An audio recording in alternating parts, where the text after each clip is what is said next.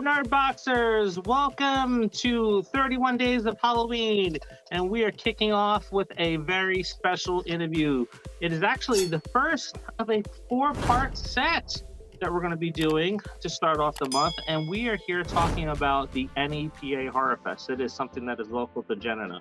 For those of you that do not live in this area, there have been festivals or cons that have tried it all before. There was the Phantom Fest, there was Infect Scranton, and there was Mr. Hush's something or other.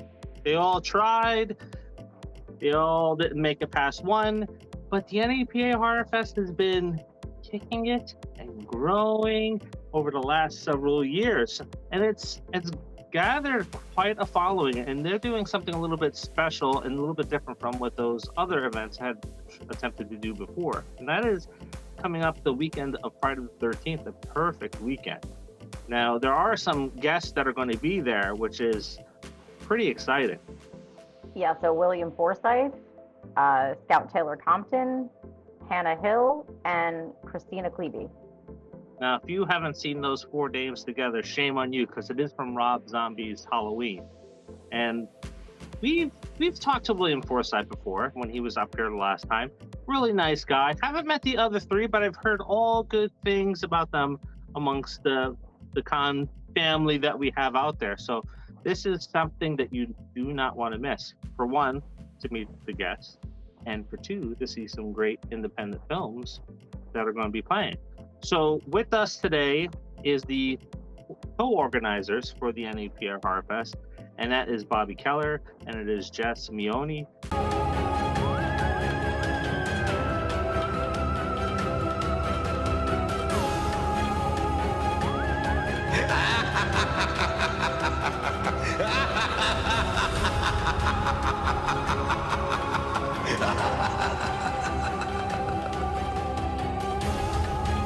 Hey, welcome to the show. Thank you for joining us. Thanks for having us. Thank you. Now, if you couldn't figure it out, Bobby is just under me, Jess is under Jenn. And before we dive into some things, you want to tell us a little bit about the NEPA Horrorfest? Well, it's at the Circle Drive-In Saturday, October 14th. It begins at noon. We have the Scranton Punk Rock Flea Market during the day.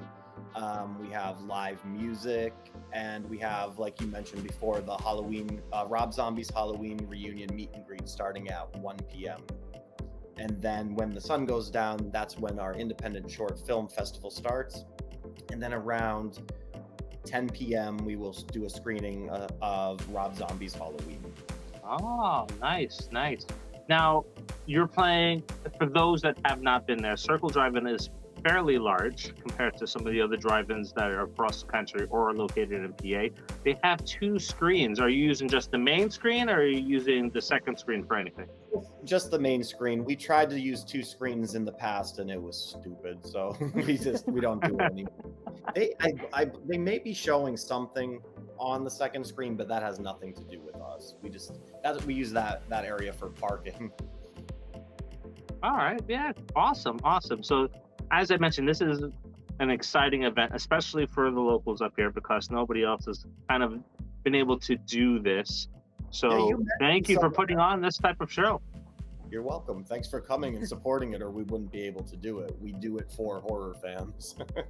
We do try to make it better every year. I think that we do try to listen to our audience, what they're looking for. I mean, I think that the music is a perfect example of that. So we brought the music back this year. A good example of that. Sorry to interrupt. It's okay. In 2019, we did a basket case reunion. We had the cast and the director there, and I got so many complaints.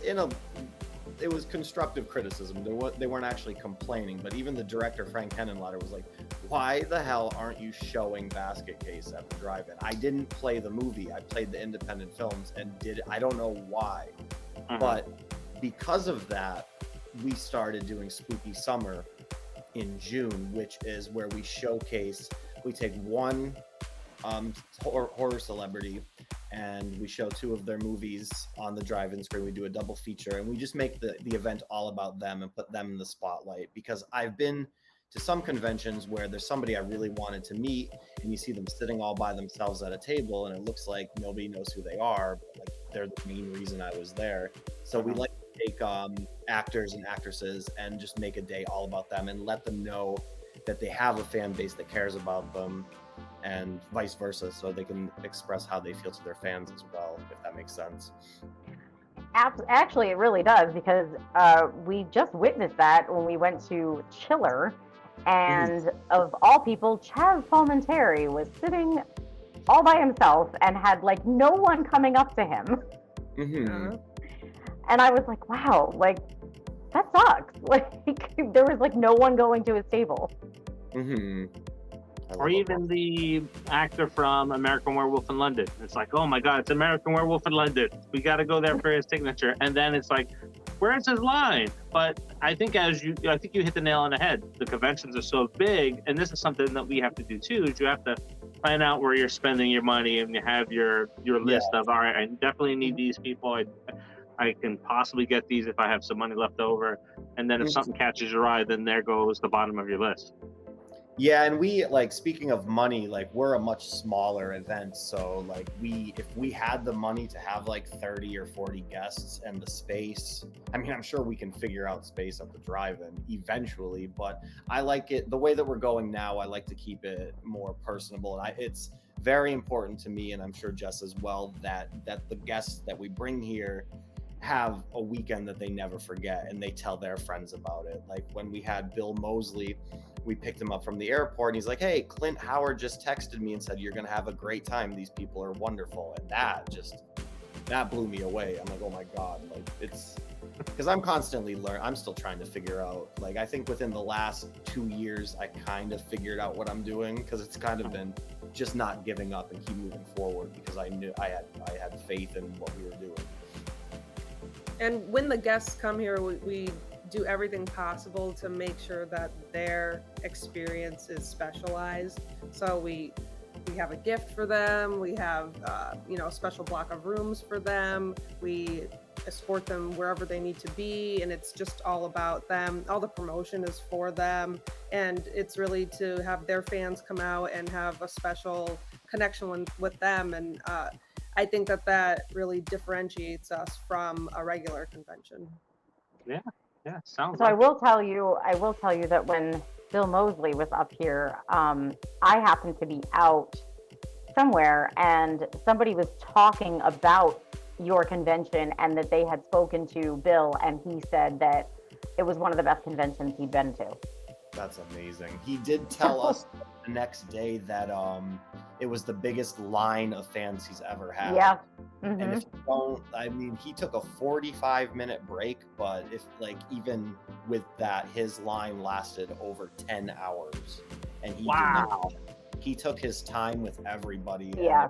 It was incredible. It was such a good day. Our son's friend was there, and he also got an autograph for our son, because we've met Bill a couple of times, but our son wanted his autograph, and his friend waited in line. I believe he was there like 6 hours. Yeah, that sounds about right. Yeah. Yeah, so if you're going, bring a little lawn chair to sit down while you're waiting in line. That's what we've learned. Yeah. There was a first couple in line that definitely, they were like moving their chairs slowly. I remember that lady like closer to us. Okay, so should we jump into some questions, Dave? Yeah. Okay. So in 2015, NEPA Horrorfest 13 short films debuted at the River Street Jazz Cafe in Wilkes-Barre. What went into bringing it to fruition?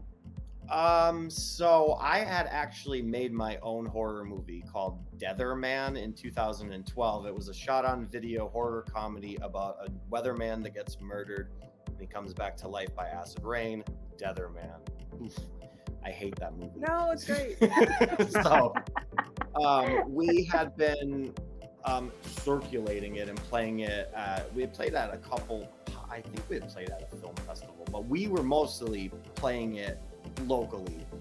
And by the time 2015 came around, somebody had asked if we wanted to play it for Halloween. I said, I don't want to play that movie, but I'll do an event. And I immediately out of nowhere, I just said, hey, I'll do a film festival, and it'll be called 13 Short Films, because 13 is a spooky number, and I thought I can find 13 short films within 2 weeks. I did, but yeah. So I ended up announcing the event, and then literally harassing filmmakers, saying, hey, do you have a short film that I can play at this event? And then like that event happened, it was whatever, and then we decided to do it again. And by 2016, someone was nice enough to tell me that Film Freeway was a website that existed. So the short films come to us. I don't have to harass people to get movies. And then also in 2016 was when I got the bright idea to add more of a horror convention aspect, and I had Joe Bob Briggs, Felissa Rose from Sleepaway Camp, and Lisa Gay from Toxic Avenger 2 and Return to Nukem High. They all came, and this time it wasn't at River Street Jazz Cafe. It was the bar that I worked at, Ale Mary's, in Scranton. We used the back room where they had like private parties and did a horror fest and did a meet and greet. And yeah, it was hosted by Joe Bob Briggs, and then that's where the whole like the combination of film festival and horror con came into play. Nice. Now, how come you felt the need to focus on independent filmmakers, not only locally but globally? Well, that kind of just fell into our lap because we got so many submissions from all over the world, and that's where a lot of the really good ones. No offense to American filmmakers, you guys are great too, but we get a lot of crazy shit. Have the both of you worked together since the inception?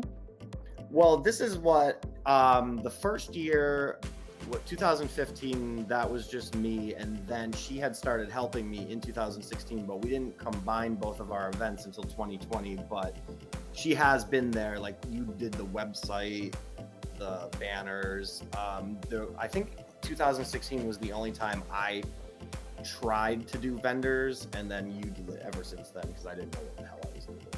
So I had been doing the Scranton Punk Rock Flea Market since about 2009, and basically been versed in vendor management from that point on, and have improved upon it every year. And I was like helping Bobby here and there with things, and he would have some vendors there. And eventually there was just this one time, I think it was just the year prior, that it was like 2018 maybe, that a lot of the vendors that would come to my event would also table at Bobby's event. And then I just thought, why don't we just make it easy on ourselves, since it seems like it's, targeting the same people. Yeah. So why not bring them together? Because I found myself like at this one event downtown at my event, and then I would be running up to the drive-in. So that was the one year we booked the same day. Yeah. That's what it was. And we were actually at Mike's house. I remember I was sitting by the fire pit. I was like, Jess, I didn't know that you were doing the Punk Rock Flea Market the same day as the Horror Fest. And then, 2020, we combined them officially and made it one thing. And it's been growing and growing and growing. So now we're like up to like over like 100 vendors. Mm-hmm. Wow. So really, it fills the parking lot, and people come from all over the tri-state area. We get a lot of local vendors, but it does have recognition, I would say, because I started doing this because of a not so great experience as a vendor myself in Philadelphia years ago, like probably about like 15 years ago.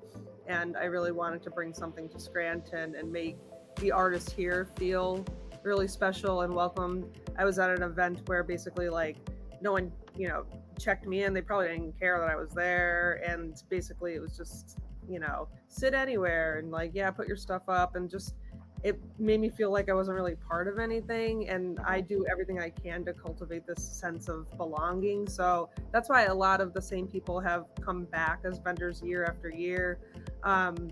no matter what happens, they always seem to like make friends, and they tend to go to other events together. So it's fun for me that way. I try to do whatever I can to. They could reach out and actually ask me things, whereas a lot of places they aren't able to ask organizers anything, and so I try to remove that barrier. With caution, I think we get a number of ridiculous questions like anybody, but as far as like the vendors go, that I can speak to, we do everything we can to accommodate them, and I think that's what has them coming back here again. Yeah, here's a good example of how I'm the opposite of that. She does really. I love customer service training, if you can't tell. So when we combined the Horror Fest and the Punk Rock Flea Market, Jess became an administrator on the Facebook page. And she's like, Bobby, why do you have messages shut off? I'm like, because I don't want to talk to any of these people. Because I kept getting all these really stupid questions. And she's like, no, you need to deal with that. I mean, I shut it off because it was just really dumb questions. I've learned, I've grown and mature now. I promise I will answer all your questions. But I had messages shut off on Facebook. That was a couple of years ago. I think that's with any event. It's like we have a frequently asked questions page on the website, all the typical questions that people ask. Number one question I think we've been getting all the time lately is the meet and greet included with your admission price? That's a good question though, yeah. It is a good question.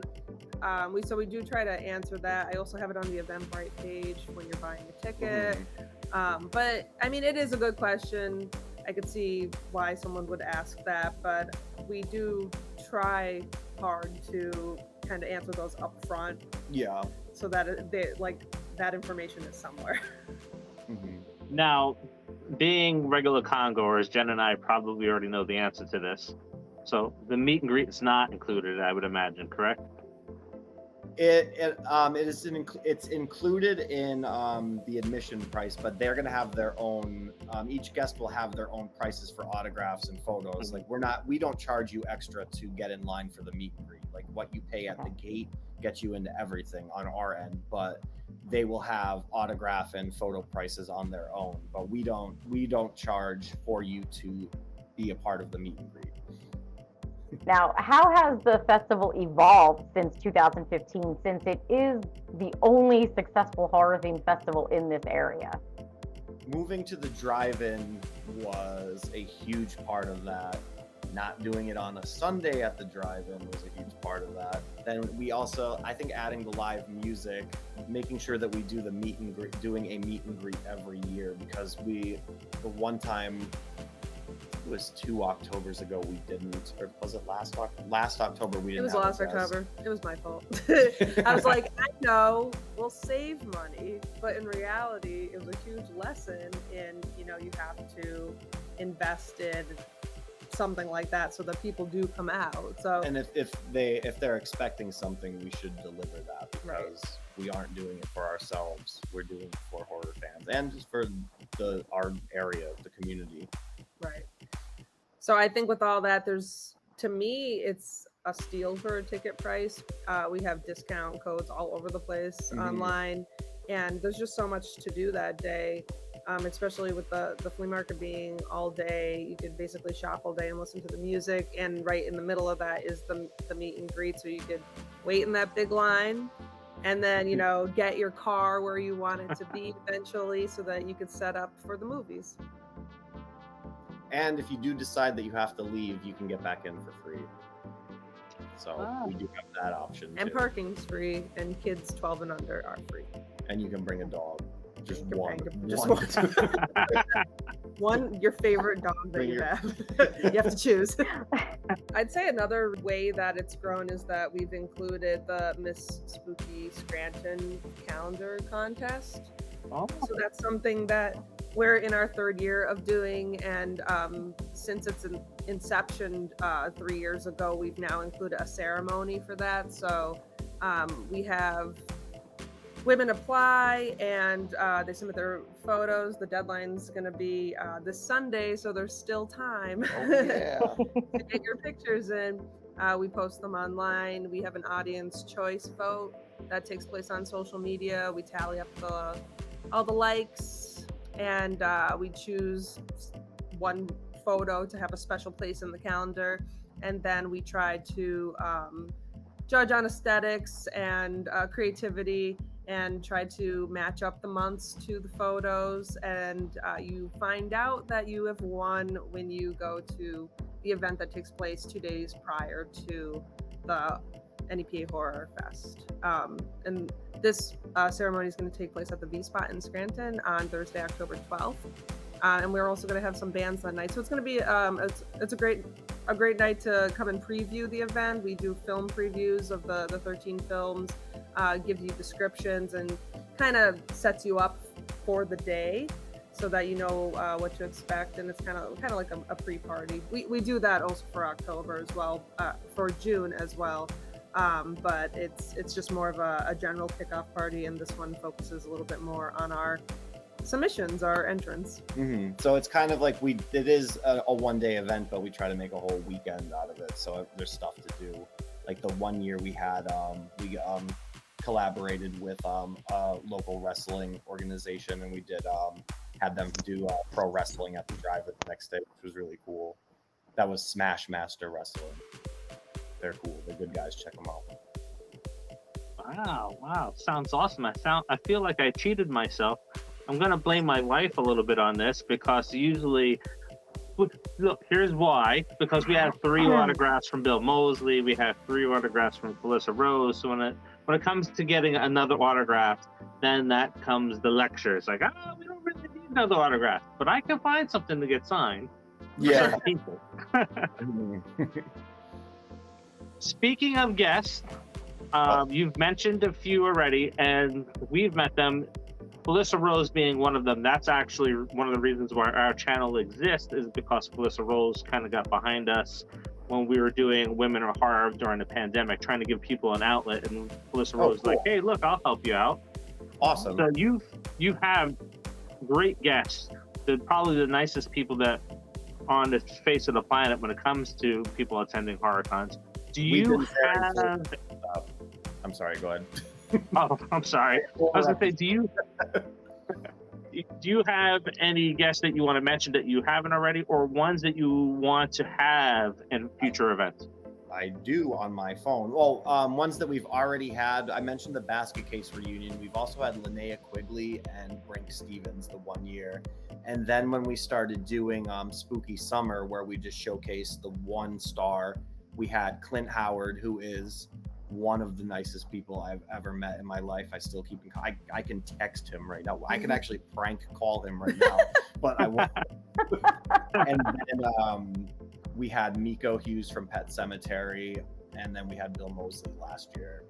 And I don't know if we're allowed to say who we're going to have next year, because it's not 100% confirmed, but you're definitely going to want to be there. But I do have a list of people that I would like to have at the event in the future. And the first one is Mudite Arams. She played the Hag in the 1967 film Something Weird by Herschel Gordon Lewis. And this is a true story. I actually tried to track her down. I don't know if she's alive, but I did everything in my power to find a witch from the movie Something Weird, and I don't think it's going to happen. And I also have on the list Michelle Bauer. She was in Hollywood Chainsaw Hookers. I originally wanted her with, we had Linnea Quigley and Brink Stevens. The original guest that I had was Rhonda Shear from USA Up All Night. And she lives in Florida, and it was like the Delta variant of COVID happened, and she wasn't able to make it, but she did like a video for us to play on the drive-in screen saying she was sorry that she couldn't do it. And then I tried getting in touch with Michelle Bauer for the fourth guest, but it was actually Fred Olin Ray told me that she retired from doing cons, but I keep seeing her popping up everywhere now. So there's still a chance to get her. So it would be really cool if we were to bring like Linnea and Brink back to have all 3 of them together. I think that would be really neat. And my dream guest, I guess, would be Bruce Campbell. Who do you want to know? Oh my God, Mia Farrow. That would be amazing. Yeah, that would be. You put me on the spot. That was my jerk reaction. Be a fair. How about the Rosemary's Baby? I just want her necklace. But really. Get the real baby. Get the That's real great. baby. I don't even know what was in that. Huh? I don't think you ever see the baby. You don't. That's what I mean. Like they could be staring at. Jelly. Exactly. Oh, we can get jelly. The jelly from Rosemary's jelly. Well, you mentioned wrestling. It could be Mae Young's hand, right? So for those people that are aware. That's one thing we haven't gotten into yet. I hope we get to the point where we can start bringing wrestling guests too. So what's next for NEPA Horrorfest? Would you expand further to become a larger event?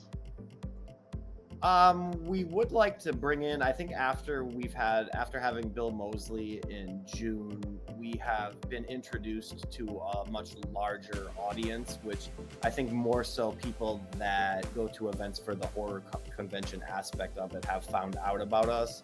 And also agents have found out about us and celebrity guests have found out about us. We've actually had to turn down, I think, at least 4 actors for October that just that I said, like, I'm keeping in touch with them. I said we would love to have you in the future, but that, I mean, it's not a bad thing. I'm not complaining. We have a lot more opportunities, and we are going to make sure that we do it the best way that we can for horror fans, and that you have the best experience.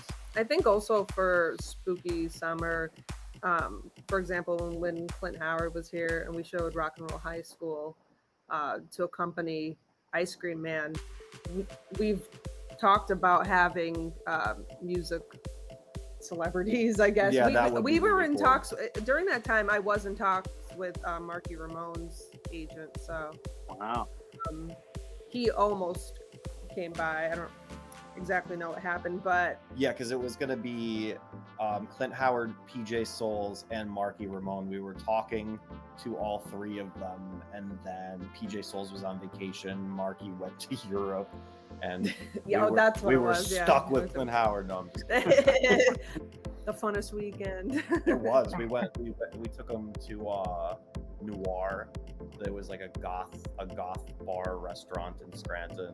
Hi, Josh Balls. And then him and his wife went to Bartari, and they were taking pictures, playing arcade games. They had a really great time. Him and his wife Kat are wonderful human beings. I would love to have them back too. That's another thing. I want to bring a lot of guests back, but like we have so many ideas for guests we haven't had yet. So the one thing, it might be a little ridiculous, like we're pretty comfortable doing 2 big events a year, but when I get like overstimulated, I'm like, I'm gonna do July and I'm gonna do August, but then like reality sets in. But it is a possibility, but don't get your hopes up. For sure, for certain, spooky summer every June, and the 13 short films every October.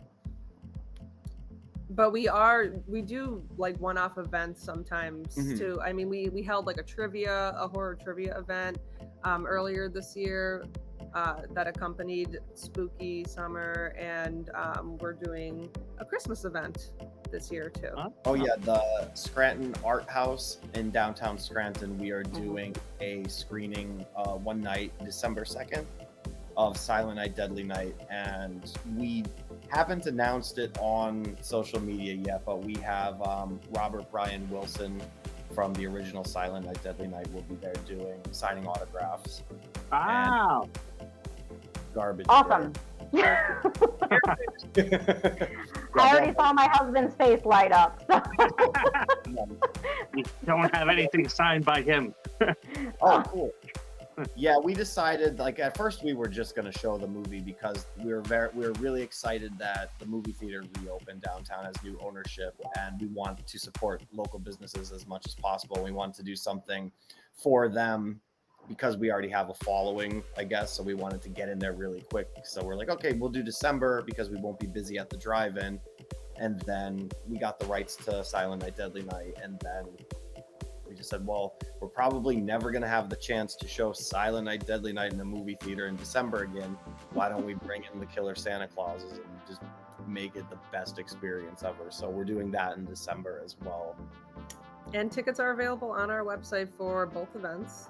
Mm-hmm. So if you scroll all the way to the bottom, you'll see for Silent Night, Deadly Night, and somewhere on the side, you'll see for the festival on October 14th. Nice. You know, a Christmas horror event is awesome. I don't think I've seen anybody else doing it, and that's just a great idea. There is somewhere somebody does do it. I just can't remember where. I have seen it nowhere around here that I know of, but I know that there is like a. It's not. I'm not even going to guess the name, but somewhere there is a Christmas time horror con somewhere in America. That's a fair assumption. I think I've heard of it. Like, people have mentioned it, but I don't think anyone I know has ever gone to it because I don't think it's anywhere near here. So no, I don't think it is. It's probably in Kentucky. Yeah, and we know of cons all over the country. It just doesn't pop up. Now, I will say one of the coolest things that we got is we have a family picture from Walker Stalker in December where they had a bunch of cosplayers set up a zombie scene, and they were wearing all different like colored lights and stuff like that. It's just cool, and it'd be nice to see something like that. Even just the event itself is different and cool. We would like to. We have been noticing a lot more cosplayers have been coming to the events, and I love that.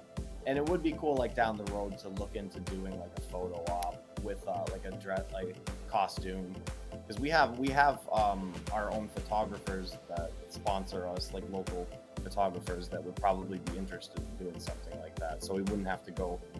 I don't know how it works. It's something to look into, though. It would be cool to do. Nice. Yeah. So we covered a lot of things, and we got some breaking news, which is pretty awesome too. So this isn't going to be the last we're talking about NEPA Horrorfest. So we'll have one of the directors on, Joe Riley from. Oh, cool! Charlie the Canceled Skeleton. Yes. So he'll be on doing an interview, and then we will be kicking off our annual 5 things list with him as well. So he'll be on 2 shows, and then Jenn and I on the Popcorn Confessional, we're going to do a preview of all the films that are going to be at the show. So that's 4 awesome. Shows related to this, so make sure you tune into them all. Cool. Now, before we do go, please feel free to plug away again your website information, the dates, your guests for this coming up event. You want to do it? I could do it. For all information, you can visit nepahorrorfest.com, or you can visit our social channels. We're mainly on Facebook and on Instagram, so we update those quite frequently. So that's where you're going to hear the first news if there's anything important for us to announce. We're going to have a Rob Zombie Halloween meet and greet reunion of William Forsythe, Scout Taylor Compton, Hannah Hall, and Christina Klebe. This is taking place Saturday, October 14th, 2023 at the Circle Drive-In in Dixon City. It opens up at noon, where you can browse the flea market there from noon until 7 p.m. Our meet and greet for the 4 actors I just named starts at 1 p.m. The music also starts around that time, and it's basically going to last all day. So get your tickets online ahead of time so that you can get a discount. Tickets are available at the gate. There's re-entry. Parking is free. Kids 12 and under are free. You can bring a dog. And you can bring a monkey. Sure. You can. I don't know what I'm missing. I think you got it all. All right, and before we wrap up, there's a couple things you need to do. Jenn, what do they got to do? Like, comment, share, and subscribe. Yes, please do. Make sure you tune into all the shows that we have on this 31 Days of Halloween. We're doing things a little bit different, focusing more on having guests on the shows and doing some other Halloween themed items. So definitely make sure you stop by for that. And until the next, see ya.